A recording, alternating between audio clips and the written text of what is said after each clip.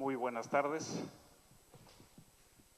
Espero que todos vengan con ánimo de escuchar. Agradezco primero a Ana, que no está por aquí, a la Fundación Casas Históricas y a todos los que han contribuido en la realización de este evento, incluido desde luego el equipo de Ana y del Ministerio y de todas las instituciones que han colaborado. Y desde luego saludo a quienes por internet nos escuchan. Este es un medio extraordinario para difundir lo que se hace en cualquier sitio. Bueno, les cuento un poco lo que yo hago. Primero, soy docente, soy investigador. Mi línea de investigación todo está relacionado con el patrimonio y les voy a contar una experiencia que hemos tenido. Así que comenzaré por explicarles cuáles son nuestros conceptos. El número uno es que la universidad y sus estudiantes deben contribuir con proyectos, con soluciones a los problemas que tienen las ciudades. Tengo un equipo de investigación que está más ligado a la parte de la práctica profesional que a la teoría que se imparte en el aula. Todas las tesis, del nivel que sean, porque acepto estudiantes de licenciatura, maestría, doctorado, tienen que realizar un tema que contribuya a solucionar un problema de la ciudad de Puebla. Eso es una condición.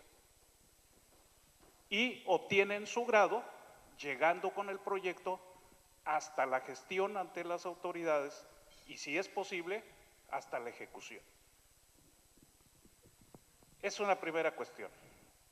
Luego, para la investigación nosotros obtenemos recursos de la universidad que son muy limitados. $2,000 es el tope más alto que llega uno a conseguir en la universidad para investigación. Por fortuna, tenemos una institución nacional que es el Consejo Nacional de Ciencia y Tecnología, que tiene un fondo muy generoso, abierto, para apoyar investigación básica e investigación aplicada. Yo me muevo en el ámbito de la investigación aplicada. Los fondos dedicados a la investigación aplicada involucran a empresas o a ayuntamientos o gobiernos de los estados, inclusive a las propias secretarías del gobierno federal. Por ese motivo se llaman fondos mixtos.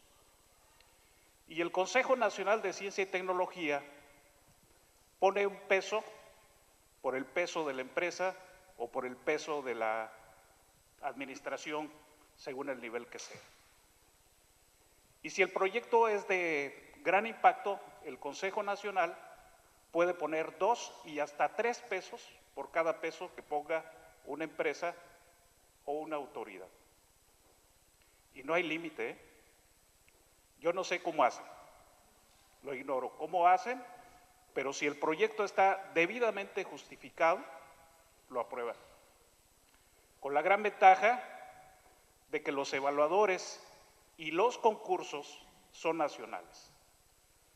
Es decir, la demanda puede ser en Puebla y quizá yo, por conocer la ciudad de Puebla, pudiera darme como presunto ganador, pero eso no es cierto. Cualquier investigador del país puede ganar el proyecto para hacerlo en Puebla. Y en eso sí debo decir que me consta que el procedimiento es debidamente legal, ético, profesional. El Consejo Nacional de Ciencia y Tecnología también tiene apoyo con becas para estudiantes para que estudien en cualquier lugar del mundo. Hay topes más o menos establecidos que les cubren matrícula, todos los gastos de hospedaje y alimentación y el vuelo. Un vuelo de ida y un vuelo de vuelta para cuando regresan ya con un grado determinado. y desde luego en el país, cualquier posgrado. También ahí ese fondo no tiene límites. Eso, y además es relativamente fácil. Me ha tocado ser evaluador y la verdad es que casi todos obtienen becas y justifican también qué van a hacer allá, qué van a estudiar y luego cómo lo aplican en el país, en su región, etcétera. Y desde luego los investigadores tenemos también una beca.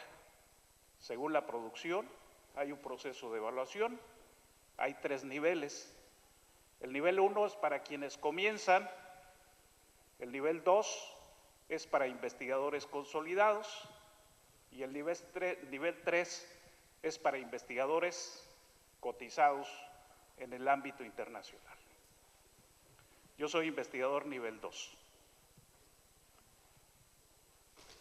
Y esta beca es mucho más alta de lo que yo tengo como salario en la universidad. Así que tener una beca del Sistema Nacional de Investigadores pues es muy interesante y eso permite que uno se dedique a trabajar. Bien. Ahora, lo que les voy a contar es un proyecto de investigación de uno de los fondos mixtos del Ayuntamiento de Puebla con la universidad. Y para eso debo decirles que necesitamos entender un poco al mexicano y para eso le voy a contar cosas que generalmente no se dicen en una conferencia, pero si no, no se entienden las cosas. El que decide todo lo que se hace en el país es el presidente de la República. Aunque haya Congreso, con senadores, con diputados, etc. Y en el estado, o la región, o la comarca, etcétera, el que decide es el gobernador. Y lo mismo, con sus congresos y lo que ustedes quieran. Y el municipio manda el alcalde o alcaldesa. Antiguamente, que tampoco tan distante, cada uno de estos personajes tiene su fondo abierto para sus propios proyectos. Con esto no quiere decir que se malgaste o no. Hay compromisos de campañas políticas, hay compromisos con los partidos políticos, etcétera. De manera que, primera regla, el proyecto que uno diseña debe ser del agrado del alcalde, del gobernador o del presidente de la República. ¿Cuál es el primer referente? El plan que elabora cada uno de ellos por ley. Ahí está estipulado qué aspectos, qué ejes, qué temas son los que le interesan. Así que por ahí hay que buscarle. Segundo, ¿qué le interesa a un político? Prestigio, votos, seguir con su carrera política, ahora con un puesto, después con otro, etcétera, etcétera. ¿Y cuál es el instrumento para un político? La obra pública. La obra pública es el indicador que le permite tener ese prestigio con los ciudadanos. Y si la obra pública la hace bien, muchos más votos obtiene. Así que eso. Luego, como hay que hacer obra pública, la dinámica de los políticos va así. Y la investigación es muy lenta. Es muy lenta. De manera que hay que hacer compatible la investigación con la necesidad, el interés de los políticos y la dinámica de la obra pública. Eso no es sencillo, no es nada fácil. Bueno, nosotros lo logramos. Voy a mostrar lo que hicimos rápidamente. Este proyecto del barrio universitario de la Ciudad del Saber La universidad a la que pertenezco es la universidad pública. En la ciudad de Puebla hay 300 universidades y solamente una pública. Hay unas 8, 9 más de buen nivel, las otras no me atrevería a calificar, pero así con prestigio reconocido, evaluado, etcétera, unas 8 o 9 más. Yo me preguntaba, así como ustedes, de 300 universidades. Bueno, ¿qué pasa? Pues resulta que Puebla tiene una vocación desde la fundación misma de la ciudad, una vocación educativa, que para el tamaño de la ciudad realmente era impresionante. 8 colegios, pero colegios de aquellos tiempos. Predominaron los colegios jesuitas. 4 colegios jesuitas en una ciudad, ustedes se pueden imaginar. Imaginen. Bueno, es lo mismo a la escala de lo que tuvo el tamaño de la ciudad de Puebla en la época colonial, es proporcional a lo que les acabo de decir, 300 universidades.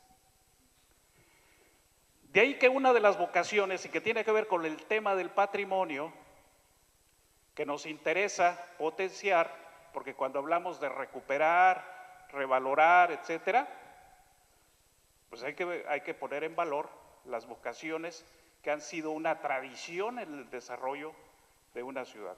Y la vocación educativa de Puebla está demostrada. Por eso es que este proyecto se titula Del barrio universitario a la ciudad del saber.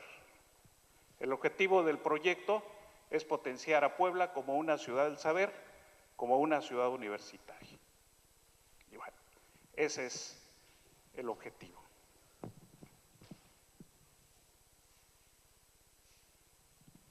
Esta es la mancha de la ciudad, 224 kilómetros. Pues la cultura no está en lo construido aquí. La cultura es el hoy, porque la cultura son las expresiones humanas, sus manifestaciones, sus hábitos, sus costumbres. Hay testimonios del pasado aquí concentrados, de culturas de otros tiempos. Y nosotros solo podemos operar en el presente con visión de futuro. Sobre el pasado hay que usarlo para entender qué somos y por qué somos de esta manera. Y para fundamentar lo que hacemos y lo que proyectamos y transmitimos hacia el futuro. La cultura la entendemos en esta totalidad. ¿Por qué no ponemos un museo acá? ¿Por qué no hacemos un proyecto cultural acá? Los estamos haciendo en Puebla, los estamos haciendo, pero ese será otro asunto. Por ahora, les digo que en esta visión de ciudad trabajamos el plan, no solo aquí donde está concentrado el patrimonio edificado.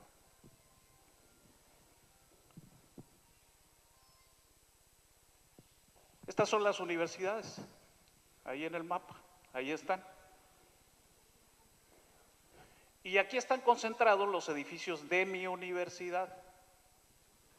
Y aquí están concentrados los de una universidad hermana o hija quizá, porque se desprendió de aquí de nosotros y construyó sus propios espacios, se independizó, etcétera, pero bien. En un proyecto anterior que le llamamos el barrio universitario, estudiamos datos como los que ¿quieres evaluar, Pau? ¿De cuánto se gasta? Aquí en el caso lo hicimos para la movilidad del estudiante. A ver, ¿qué significa que para esta universidad vengan 15,000 universitarios cada día? 15,000. El transporte tan solo en un viaje de ida y vuelta son 12 pesos. Va la Coca-Cola, el sándwich, el café, etcétera. Es $1. Es $1 del transporte. Todos esos costos no lo van a creer, pero la ciudad vive de los universitarios, en buena parte. Cuando se descansa por vacaciones, por puentes, por lo que sea, se muere la ciudad, no solo el centro histórico. Y se quejan los choferes porque allá tienen un sistema muy particular de contratos que no les voy a contar ahora, pero bueno. Es decir, el impacto de la educación en la ciudad de Puebla es fundamental y por tanto el proyecto debe orientarse en ese sentido. Por ahí es donde trabajamos. Aquí en más detalle los edificios de la universidad. Paréntesis.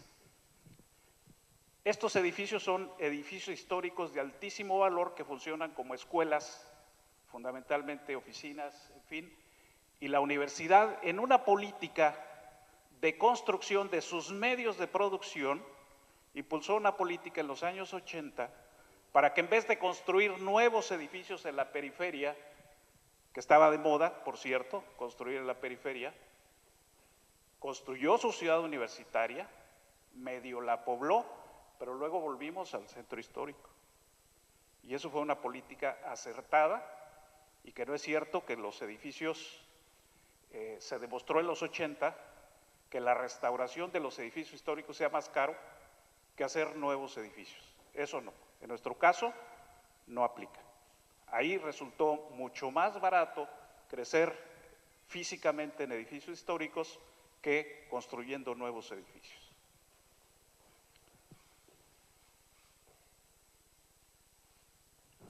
Trabajamos para el centro histórico esto que se llama el modelo de intervención del centro histórico de Puebla. Se invirtieron en este tiempo 400 millones de pesos. Hoy ha continuado el arreglo del centro histórico con unos 500 millones de pesos más una serie de obras. Ustedes dirán, bueno, como muchos ciudadanos en Puebla se preguntaron primero, ¿por qué el centro histórico? Porque el centro histórico es el lugar social por antonomasia, es el lugar de encuentro de los poblanos, es el lugar a donde concurre toda la ciudadanía o todos los ciudadanos de Puebla. Es el centro comercial, hablando de los comercios dispersos, no de plazas, más importante de la ciudad. Es decir, es el lugar de encuentro número uno, pero además es el centro de concentración de los servicios y equipamientos para el turismo. Y por eso nuestro centro tiene un papel fundamental, es el soporte de la estructura urbana. Y si no le damos fortaleza al elemento que sostiene la estructura urbana, se nos cae todo. Y en la estructura urbana entra desde luego la economía. Eso es lo fundamental. Estos son polos detonadores con edificios históricos, todo esto tiene desde luego una investigación histórica también muy fuerte. Y al tratarse del lugar de encuentro más importante en la ciudad, porque la periferia de Puebla, como muchas periferias en nuestras ciudades mexicanas, es fea, la verdad. Allá en la periferia abunda la pobreza, la carencia de servicios, la carencia de equipamientos y desde luego la carencia de espacio público. Aquí nos interesaba fortalecer el espacio público. Eso. El espacio público nos genera actividades culturales, que no es precisamente cultura. Aquí se ha hablado mucho de actividades culturales. Promover, entonces, sé turista en tu ciudad. La gente va al centro de visita. Y hay programas derivados de esto, por ejemplo, noches de museos. Todos los museos en la ciudad de Puebla, los públicos, son gratuitos, de por sí, esa es su naturaleza. Y los privados se han incorporado también. Y eso se está convirtiendo en un hábito. Entonces, durante la noche, en esta temporada de Noche de Museos, es un ir y venir de gente. Eso se puede valorar.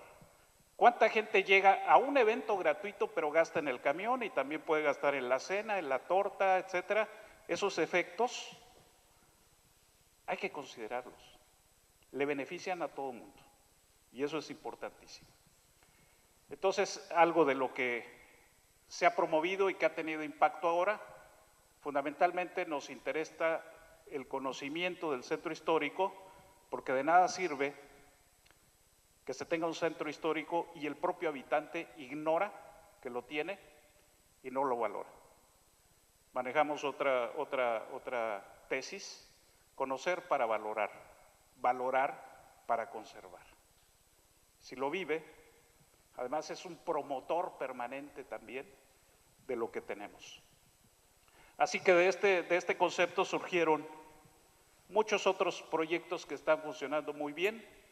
Esto es un modelito de cómo viene la afluencia de personas a estudiar a la ciudad de Puebla. Para el proyecto tuvimos un equipo de historia, un equipo de antropología, un equipo para la difusión, el dibujo y el modelado. Trabajamos educación, esto lo articulamos a la vez con un proyecto que tenemos con la Universidad de Gerona, la Escuela de Didácticas. Trabajamos con niños y con jóvenes. Trabajamos arqueología, incorporamos arqueólogos por primera vez. En estos sitios se hizo. Trabajamos participación social. Cuando tuvimos las propuestas, hicimos procesos de auscultación e incluso de votación supervisada de si la propuesta que nosotros hacíamos les iba bien o les iba mal. El técnico piensa de una manera y el habitante de otra. Y bueno, estas son las encuestas. Desde luego llegamos a proyecto ejecutivo. Siendo arquitectos tuvimos que llegar a esto: propuestas urbanas, propuestas de residencia universitaria, y llegamos a la obra. En el concepto de diseño de ciudad, cuando se habla de igualdad, de democracia, de que hay que darles oportunidades a todos, hay que bajarlo acá, al proyecto. Si nosotros le damos preferencia al espacio público, ampliamos banquetas para que el peatón pueda caminar cómodamente. Incluimos también guías para los ciegos, diseño nuestro, por cierto, ya está, son estas. Y no tengo una nomenclatura, pero hicimos nomenclatura de las calles en braille. Las cédulas de los edificios también en braille, para que los ciegos puedan hacer la lectura de la historia, de la ficha, de la cédula, de esos monumentos. Y le apostamos a todo esto, Si yo les contara los sufrimientos y todas las diferencias que hubo, sobre todo de la gente que usa el automóvil, pues no acabaría. Esta es la imagen de un proyecto. Nos interesaba también que no hubiera los bordes altos de las banquetas, sino que trabajara en un solo plano. Así que nos interesaba que la calle quedara limpia, incluso sin los postes, pero una decisión política hizo que pusiéramos los postes, y luego decisión ciudadana hizo que pusiéramos estos elementos, volardos de protección para el peatón. Es una cuestión de pensamiento. Se sentía insegura con el plano limpio y entonces tuvimos que hacer eso, ponerlo en la ciudad de Puebla. Así está quedando mejor porque están ampliando las obras, y todo esto como parte de esta contribución, que por cierto nos dejaron toda la responsabilidad de la universidad, toda, absolutamente toda. Nos convertimos en una especie de secretaría ejecutiva de la presidencia, y la alcaldesa en ese momento también se convenció del tema del patrimonio. Hoy es senadora y es presidenta de la Comisión de Cultura, y seguramente seguirá insistiendo también en proteger el patrimonio del país. Para nosotros fue una experiencia importantísima. Titulamos a 15 maestros, a un doctor y a 12 licenciados en arquitectura como parte de este proyecto, cada uno de ellos con responsabilidades parciales y tuvieron una beca muy limitada porque de los topes que pone el CONACYT, yo todavía le bajé para tener un poco más de equipo y bueno. Entonces, ¿cuál es la conclusión de esto? La suma de esfuerzos, si los políticos aprovechan a las universidades, los recursos que las universidades tienen son de alto nivel en general.